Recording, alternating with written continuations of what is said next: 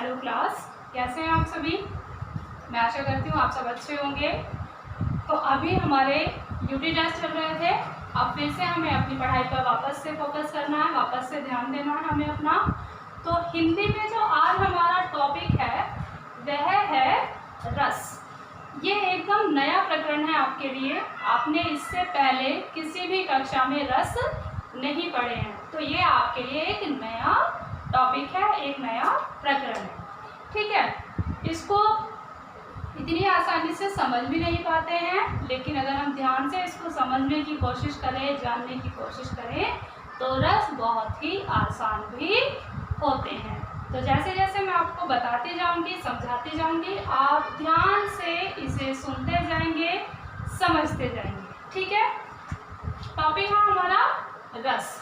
अच्छा, जैसे ही मैंने रस बोला तो आप सबके दिमाग में क्या आया? रस यानी कि जो हम पीते हैं, है ना, किसी भी फल का रस, गन्ने का रस। ठीक, यही तो आपने समझा। लेकिन जिस प्रकार से मान लीजिए हमने कोई फल खाया और उसके रस को हम क्या करते हैं, उसको अनुभव करते हैं, उसका आनंद अंदर ही अंदर हम अनुभव करते हैं, वह चीज़ तो क्या कहलाती है? रस कहलाती है। लेकिन काव्य में जो रस होता है, ठीक है, काव्य में जो रस होता है उसका अर्थ है, मान लीजिए हम किसी कविता को पढ़ रहे हैं या फिर सुन रहे हैं, या फिर मंच पर हम किसी काव्य से संबंधित नाटक का क्या देख रहे हैं? अभिनय देख रहे हैं, नाटक को हम देख रहे हैं।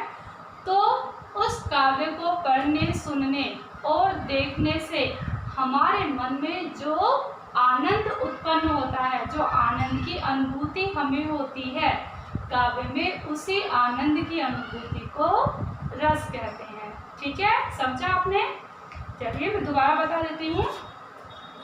काव्य को पढ़ने, सुनने अथवा देखने यानी कि उसका अभिनय आदि देखने को से मन में उसका जो आनंद लिया जाता है, मन में जब हम उसका आनंद लेते हैं, हमें वो अच्छा लगता है, उस आनंद को ही रस कहते हैं। काव्य में यही आनंद क्या कहलाता है? काव्य में यही आनंद रस कहलाता है। ठीक है, रस को काव्य की आत्मा भी माना जाता है। ठीक है, रस को काव्य की आत्मा भी कहा जाता है। जो भरत मुनि हैं उन्होंने रस के 4 अंग बताए हैं, 4 अवयव बताए हैं, जो कि मैंने यहाँ पर लिखे हुए हैं। पहला स्थायी भाव, दूसरा विभाव, तीसरा अनुभव और नंबर 4 संचारी भाव। ठीक है, आपको मैं फिर से एक बार समझा देती हूँ कि रस कहते किसे हैं। जिस प्रकार से हम कोई फल खाते हैं या कोई चीज़ हम खाते हैं और उसका स्वाद हम लेते हैं, ठीक है, उस स्वाद को हम अनुभव करते हैं, उसकी अनुभूति हमें होती है, तो वो चीज़ क्या कहलाती है? वह जो आनंद होता है उसे रस कहते हैं। इसी प्रकार से काव्य में, कविता में जब हम किसी कविता को पढ़ते हैं, सुनते हैं और अभिनय उसका हम देखते हैं, और इस सब चीज़ को देखने, पढ़ने और सुनने के बाद हमारे मन में जो आनंद उत्पन्न होता है, जिस आनंद का हमें अनुभव होता है, जो कविता हमें सुनने, देखने, पढ़ने में अच्छी लगती है, वही अनुभव क्या कहलाता है? रस कहलाता है। काव्य में इसी अनुभव को, इसी आनंद को रस कहते हैं। रस के 4 अंग हैं, 4 अवयव हैं, संचारी भाव, विभाव, अनुभव और स्थायी भाव। ठीक है, मैं आज आपको केवल मोटे मोटे तौर पर बता देती हूँ, फिर मैं कल से आपको इसका डीपली आपको समझाऊंगी इसके बारे में। ठीक है, स्थायी भाव, स्थायी भाव हमारे मन में सोए हुए कुछ भाव होते हैं और किसी अवसर को पाकर वो जागृत हो जाते हैं। ठीक है, जो स्थायी भाव होते हैं वो हमेशा हमारे मन में स्थित होते हैं, लेकिन सोई हुई अवस्था में रहते हैं, और कोई एक अचानक से कोई स्थिति उत्पन्न हो जाए, कोई अवसर हमारे सामने आ जाए, तो ये जो हमारे स्थायी भाव होते हैं, हमारे मन में स्थित जो भाव होते हैं, वो क्या हो जाते हैं? जागृत हो जाते हैं, जैसे शोक होना, हास होना, ठीक है, उत्साह आदि होना। ठीक, विभाव स्थायी भावों को जागृत करने के लिए जो कारण होते हैं, यानी कि जिन कारणों की वजह से जो स्थायी भाव है जागृत हो जाते हैं, उन्हें हम कहते हैं विभाव। अब मैं आपको एक उदाहरण के तौर पे समझाऊंगी। मान लीजिए हम जंगल में गए हैं और हमने शेर को देख लिया, हमारे सामने शेर आ गया, तो जो शेर क्या है, शेर को देख के हमें क्या होगा, हमें डर लगेगा।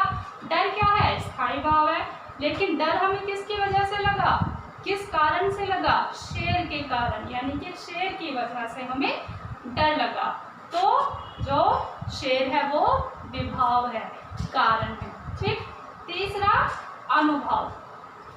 कभी कभी ऐसी स्थितियां उत्पन्न हो जाती हैं कि हमारे अंगों में, हमारे शरीर में क्या होने लगता है, मतलब इनमें एक हलचल से उत्पन्न हो जाती है, एक नई स्थिति से उत्पन्न हो जाती है।